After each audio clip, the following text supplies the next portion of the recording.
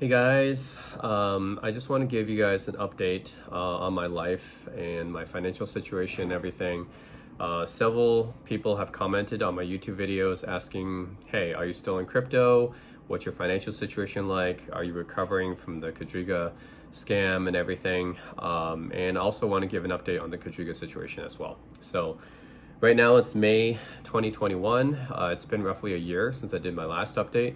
So just want to give you guys an update because it's been a year and it doesn't really feel like a year because I've been just mostly staying home the whole time. But I do want to give you guys an update on my financial situation and crypto and everything and all the stuff that's been going on, right? We know the crypto market and everything has been kind of crazy for the past few months. So I just want to give an update on that and also what I think of the crypto space so far. All right, so let's do a little bit of backtracking to last year. Last year was not a very good financial year for me. First of all, beginning of the year, I moved from Vancouver to Burnaby just because I was living in a really small one-room place before. I was sharing it with other people. It was really not a good place. It was just what I had to get. That's all I could afford, right? When I lost my money from Quadriga, that was the only place I could afford, was this really small one-room place. It was like, infested with bugs. The landlord was an asshole. He had security cameras planted in the kitchen and bathroom. It's just crazy. It was just what I had to deal with because I didn't have any time. I didn't have money. I didn't have a job. At that time, that was just the only place I could find at the time. So I wanted to move out after my contract finished, which was in February of last year. So I decided to move out. And after I moved out, the security deposit that I paid that landlord, he wouldn't give it back to me because he wrote in the contract, and I didn't read this carefully enough. It's kind of my fault as well. I didn't read the contract carefully enough. On the contract, apparently it said if you break any house rules, and he has like a huge list of house rules, right? Like stuff like if you don't throw the garbage out in time, if you don't clean the dishes in time or something like that, just really small stuff. If you break any one of those in the contract, it says he has the right to take your entire security deposit.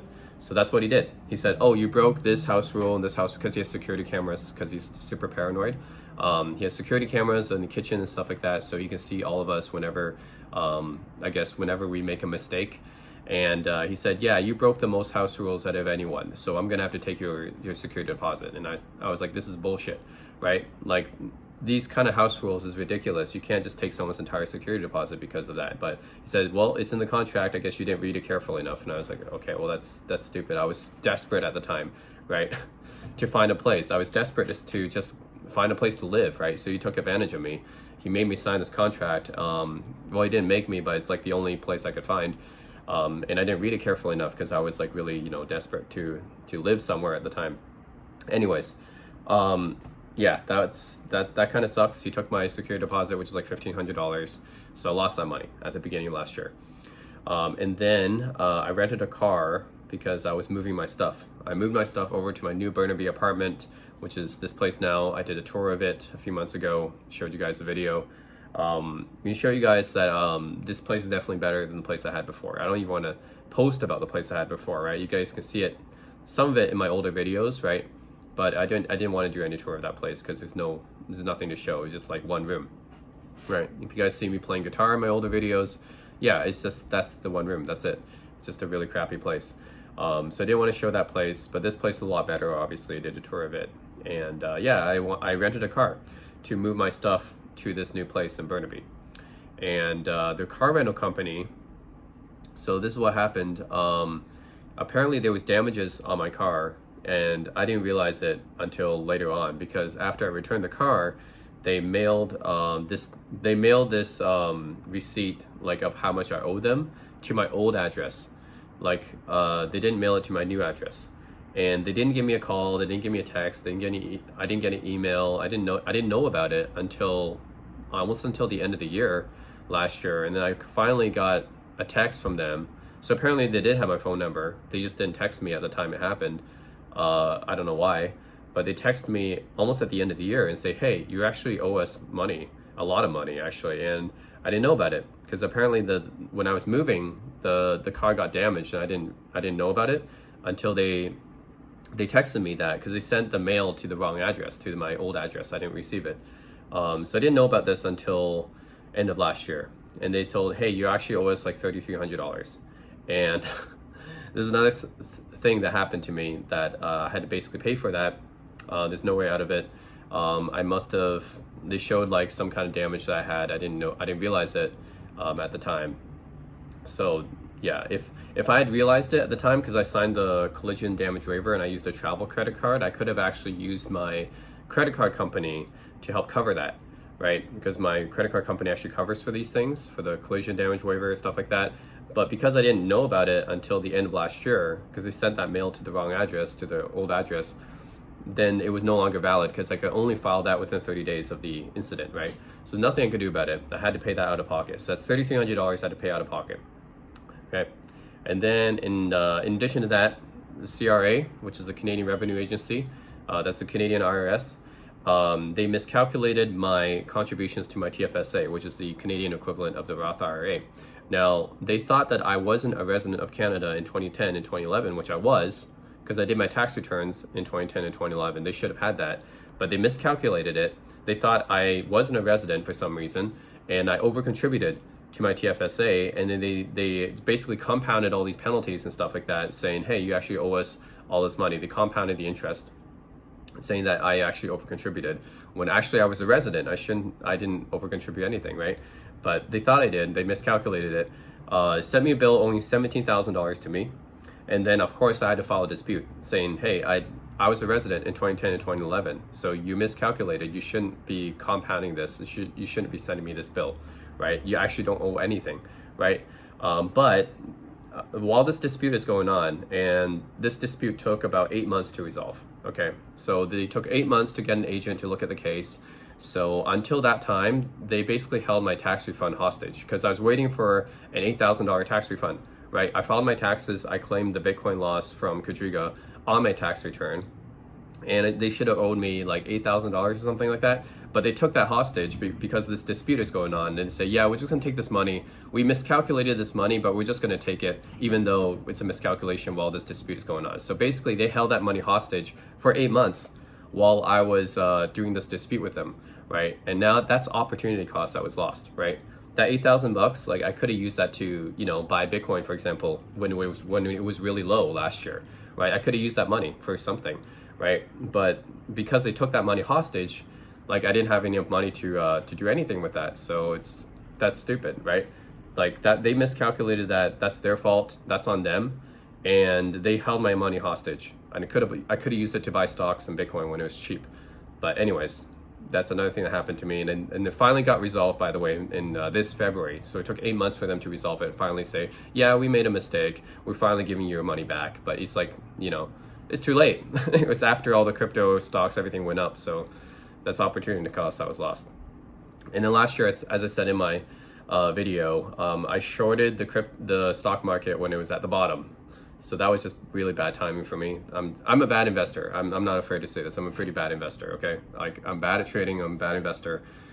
Shorted the market at the wrong time. The reason why I shorted the market is because I thought that the US was gonna go into recession because of COVID. I mean, it's pretty rational, right? It's like, because of COVID, everything's closing. People are losing jobs, right? They're gonna be in a recession, everyone's losing jobs, companies are closing, stores are closing. Of course, the stock market should go down, right? So I shorted the market. It's pretty rational thinking. But as we all know, the market turned around and they made a comeback right after March. So I shorted right at the bottom, and after that, April, May, everything just kept going back up. So yeah, I ended up losing a lot of money from shorting that. I mean, I was just thinking rationally, right? Like the US is going to go into recession, people are losing their jobs. I thought the stock market would go down. One would think that, right?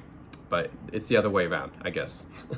So, I mean, I knew that it was going to go back up eventually because of the recovery, but I just didn't think it would go back up that fast, right? It was literally, the S&P index was down for only like 2 months. That was it. February, March, that was it. And it just kept going right back up after that. And then it hit like all-time highs recently. And then Bitcoin was $5,000 at that time too. But I didn't have money to buy Bitcoin at the time. And it just got out of the crypto market. I sold all my crypto in February 2020 when Bitcoin was 10K. And Ethereum was about $180, I think. Now, why did I sell my crypto? Well, I held it for about 2 years, right? I held it for February 2018 to February 2020. At that time, I was kind of losing hope. I was like, yeah, crypto market, it's not going to recover. Like, there's no way. Like, I've been holding it for 2 years. That's a pretty long time, and nothing's recovered so far. I held it all throughout 2019. Nothing happened. So, and I really, was looking for money right now to like, buy all the furniture and stuff to set up my house. And I also wanted to put money into the stock market too. I guess for shorting the market. So, I mean, if you think about that, that's a double mistake right there, right? First of all, sold my crypto in February 2020. Obviously shouldn't have done that. And then used the proceeds to short the market, and I shouldn't have done that either. So it's like a double mistake right there. So yeah, I just got out of the crypto market. I did not want to get back in so soon. But I saw Bitcoin at $5,000. I was thinking, should I get back into Bitcoin? It's $5,000. It's pretty tempting. I could just buy one Bitcoin, right, at $5,000. And then I was like, but I just got out of the crypto market. Maybe I should wait a while. And obviously, in hindsight, I should have bought Bitcoin when it was $5,000, right? Like, that was stupid to not buy in. But anyways, hindsight's always 20/20. All right, and then the Quadriga update. In May last year, so 1 year ago, as I said in the video, EY sold, actually EY, for the total claims, right, for the amount, it was actually more than what EY initially estimated. They estimated like $220 million of claims. It ended up being like 290 million of claims. So yeah, and it's 290 million because it's going by the crypto value as of April 2019, which is the bankruptcy date of Quadriga, which is what the court eventually agreed with. So the amount's officially 290 million of claims. So yeah, EY, the amount of claims ended up being more than what EY originally said, which is bad. That means we don't get much back at all. Now, the silver lining is that crypto actually went up quite a bit. So EY sold the crypto in February of this year.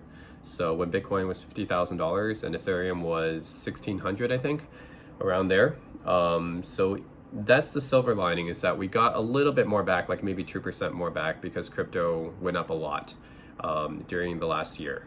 But it's obviously still not enough. I think totally we're getting back 16% still, right? That's still nothing, right? We're getting back 16%. It's better than getting back 14%, but still 16%. And by the way, all Jennifer Robertson's estates and stuff have been sold. So I'm using this in the calculation as well. So all of our real estate properties, everything has been sold. So the total calculation, also including the crypto rise that happened in last year, all of that combined together, we're getting back about 16%. So, and using the April 2019 bankruptcy date as the valuation of the crypto, yeah, about 16%, which is not much. It's probably better than I initially thought. Actually, no, it's not better than what I initially thought. I initially didn't think that the claims was going to be 100%. I initially thought that we were going to get back like more than 20%, I originally thought, because I didn't think that everyone was going to claim. I just thought there was going to be like criminals laundering it. I just thought that there was going to be a lot of shady stuff happening so that people won't claim. Like the 100 million creditor, I didn't think that he was going to claim. So I initially thought we were going to get back more than 20%, but turns out we're getting back 16. So no, it's not as much as I originally thought. But it's also more than what other people thought. Other people thought we were going to get back 5 to 10%. So at least it's better than that, but it's not. Obviously not very much still. So yeah, we're still waiting for distribution. We haven't heard anything from EY or MT yet about the distribution. EY sold all the crypto at late February this year, and it's been 3 months. So I don't know when the distribution date is going to be. I hope it's going to be sometime this year, but we're still waiting. We haven't heard any news yet about when we're going to get anything. But it looks like we're going to get back about 16% of our money back, but we don't know when.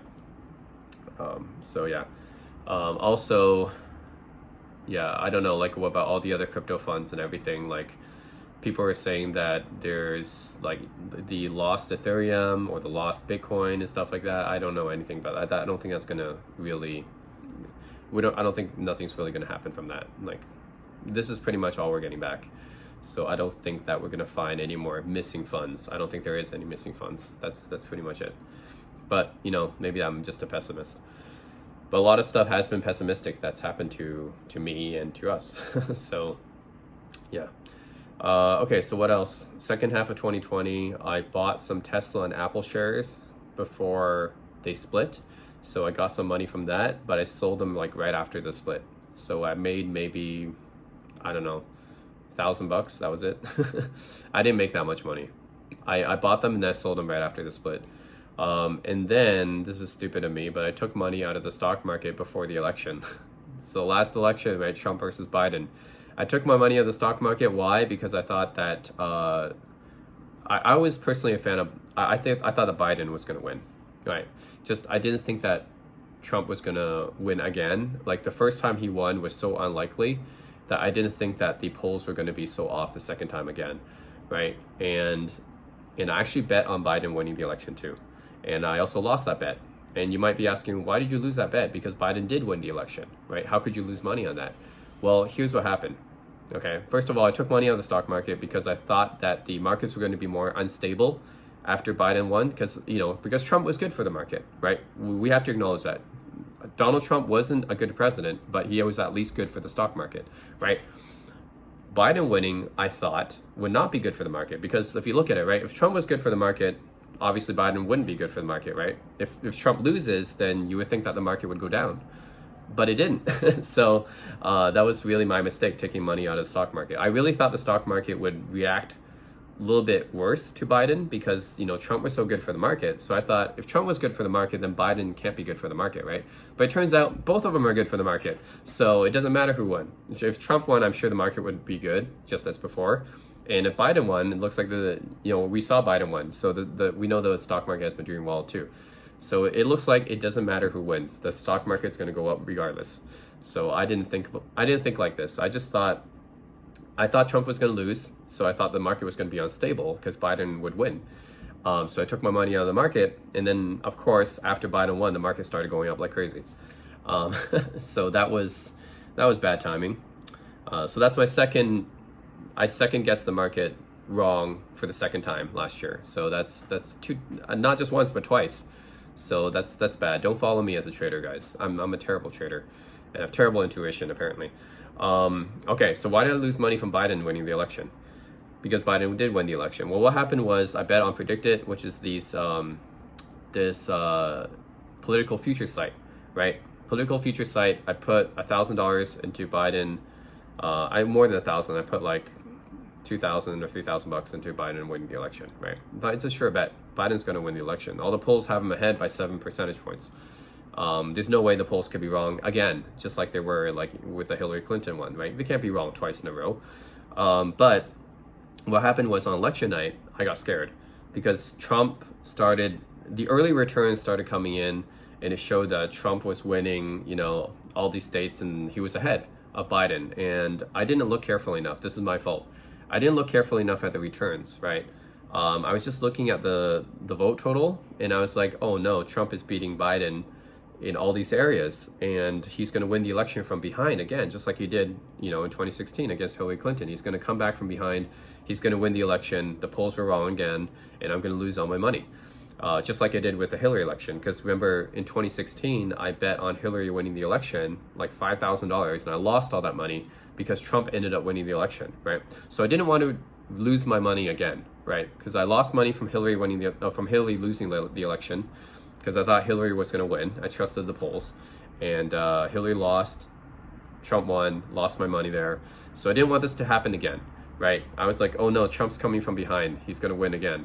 What I didn't really pay attention to was the percentage of votes that was coming in. If I really did my research more, I would have noticed that all the votes from the most populated counties, they hadn't been counted yet, right? So all the early vote totals actually came back from the red counties, the Republican counties, right? So of course Trump was going to be ahead, right? Because the counties that Biden was ahead in hadn't been counted yet. They hadn't returned yet. So the early returns are going to be mostly from the Republican counties. So I didn't look carefully enough, and then I sold all my Biden shares, basically, and I sold them at a loss. And then after like a few hours, I noticed, the returns from Michigan, from Wisconsin coming in, and Biden looks like he's going to win those states. I mean, at that point, it was still kind of uncertain because Like he had a good chance of winning Wisconsin, Michigan at the time, but he still needed like a certain route to beat Trump, right? But I did some more calculation. I was like, okay, he only needs to win Arizona or Nevada. He doesn't have to win all these states. He doesn't even have to win Pennsylvania, right? There's like there's a whole bunch of different paths for Biden to win. And I started realizing this, and then I was like, oh shit, Biden is gonna win, right? I realized that it was really hard for Trump to come back. So, but by that time, everyone else realized it too. So then the Biden shares went back up, right? So I think Biden shares shrank to like 24 cents or something like that. The maximum could be $1, right? $1 is if he wins. Anyways, it went down to 24 cents. I sold it at like 27 cents or something like that because I was so scared. Everyone else was the same. They were so scared of Biden winning. I'm sorry, of Trump winning. They're so scared of Trump winning. So they sold all their Biden shares, and the Biden shares like 24, 27 cents. In retrospect, I should have bought more at that price point. But anyways, I sold all my shares because I was afraid of, losing my money again, Trump coming from behind. And what happened, obviously, is that the returns from the Democratic counties started coming back in. And then we saw, oh, wow, Biden is going to win. So then everyone else realized it, and then Biden shares started coming back up. And then shares went back up to 80 cents or something like that. And by that time I bought back in, I wasn't going to make very much. And the losses I got was more than what I ended up making from that. So yeah, that's how I lost money from betting on Biden winning. Even though Biden did win the election, I still lost money, right? Just my fear, right? It's bad. Like, I should have done more research, or I just should have turned off my computer at that time, not checked anything. Jesus. So yeah, how I lost money from Biden winning the election, even though I bet on Biden winning the election, is stupid. Like, yeah, Trump kind of scared me. I sold all my shares at a loss, and then I had to buy them back in later on, and it wasn't enough to cover my losses, so I still ended up losing like $1,000. So yeah, that's what happened there. And then this year, all the crazy meme stuff, right, happened. The GME, GameStop stock, AMC, right, stock, they went up like crazy, and now Dogecoin as well because of Elon Musk, right? They all started going up like crazy, and also GameStop because of Elon Musk too. Freaking Elon Musk, man. He's like, this year, he's like, I don't know how many people did he make millionaires this year just by tweeting. But I didn't get on that. I did not get in on that because they're memes. I just didn't invest in them because it's like a joke, right? GameStop, okay. AMC, oh yeah, we're sticking it to the man, sticking it to Wall Street. Yeah, Doge, this is a joke coin, whatever. Like, I didn't care much about that because I was like, it's stupid, right?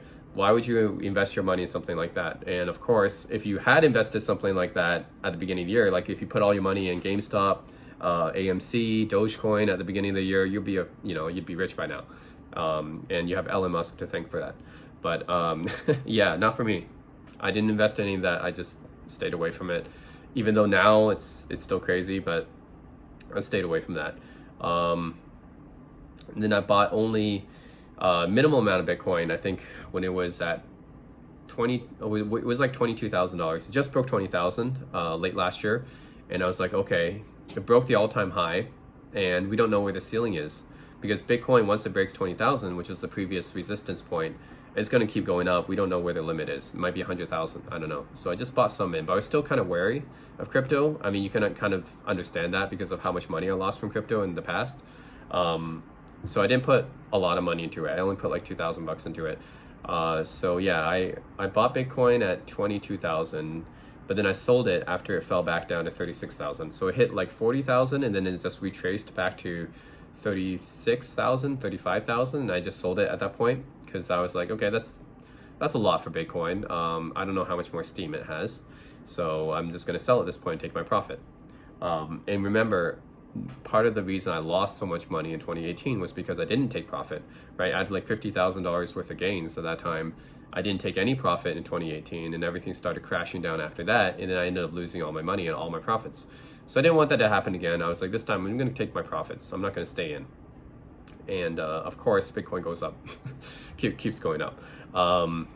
So yeah, for stocks and crypto, for stocks, I only have Airbnb right now and EH. Been holding them for a while because I haven't really been making much from them. I've just been losing from them. I think I bought Airbnb at $200, and I bought EHang at $50, and both of them I'm down like 20 or 30%. So just been holding those, which is taking up some of my money. but just been holding that. And then for crypto, I just got back into Bitcoin and Ethereum like 2 weeks ago. I bought $5,000 each. So Bitcoin I bought 5,000 at 5,500, and then Ethereum I bought 5,000 at 2,300, and I've just been holding it. So I don't know when I'm gonna sell, but I don't know, because it seems like Ethereum's doing pretty well. I don't know what the resistance point is, but I'm just gonna keep holding those, and then I'm just gonna keep holding Airbnb and eHang. So yeah, I'm not a good investor. Like I said, don't take any of this stuff as any kind of advice, because I've lost a lot from investment. But this is just an update on my current portfolio, I guess, because some of you guys have been asking in the YouTube comments, are you still holding crypto? Did you make any money from the crypto bull run? No, I did not, because I sold my Bitcoin, all my crypto in February of 2020. Obviously, I missed out on the bull run. Stocks, I didn't make anything from stocks either, because I shorted the market when I should have bought stocks last year. So I didn't make anything from the stock market or crypto from either of those bull runs. So that's how bad of an investor I am, I guess. But that's my update. That's my current portfolio. I'm holding just Airbnb and eHang, both at a loss, and then holding Bitcoin and Ethereum. I'm at a gain for those ones, but not too much, because I only put $5,000 each. And that's pretty much it. I did not get into Doge. I did not get into GME. I did not get into those guys. So yeah, that's pretty much all I'm holding right now. So that's my update for May of 2021. And we're still waiting for any news from EY and MT about the distributions for the lawsuit. We haven't got any news back yet. So still waiting on that. So no updates there. And that's about it. So yeah. Let me know what you guys think. Comment section below. Oh, else there's 2 documentaries coming out that I did for Quadriga. One's already out, called Dead Man's Switch. So if you're interested in documentary, I do talk a little bit about my story in that documentary. If you guys are interested, please just Google it. I'll also put it in the description below. Dead Man's Switch is a documentary that's already out, and then there is another documentary that's going to be released on Netflix later on, and I will be in that one as well. So so keep on the lookout for that. And yeah, let me guys and yeah, let me know if you guys have any other questions or comments you want addressed. But yeah, that's my life, and my financial situation for the past year hasn't been very good.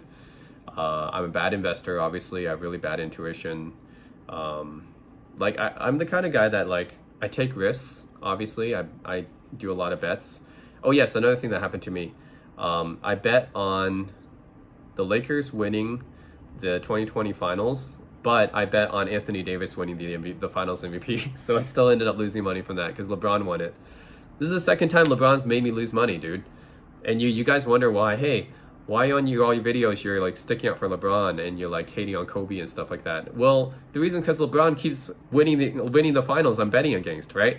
It's like in 2016, I bet on the Warriors winning because they were up 3-1, and then they end up losing that to LeBron. So I ended up losing like $2,500 from that bet. And then again last year I bet on AD winning the finals MVP because it looked like he was winning for the first few games, and then LeBron freaking wins the finals MVP because even at 35 years old, you know, he's still the best player on the planet, right? So yeah, every time I bet against LeBron, I lose. So yeah, you guys wonder why I always stick up for LeBron? Because he's so good. He always makes me lose money. That's how good he is. So yeah. Anyways, yeah, I lost another NBA bet. Lost like $500 from that one. So yeah, I mean, I take a lot of risk. I bet a lot, but I usually end up losing stuff. And I invest a lot, but I also end up losing stuff because I just don't hold things long enough. That's one problem I have. I don't hold things long enough. Another problem is just, it seems like I have bad timing, you know, just in general. So bad intuition, bad timing, and I don't know, just, yeah. Don't trust my investment advice. Don't take it. I'm not a good investor, and I'm not a good gambler either. So that's it, guys. Let me know if you guys have any questions, comments about my financial situation or about Quadriga, but that's pretty much my updates about those things. And yeah, same as everyone else, I've been just stuck at home because of COVID. I haven't been able to travel anywhere, really haven't been able to really meet my friends.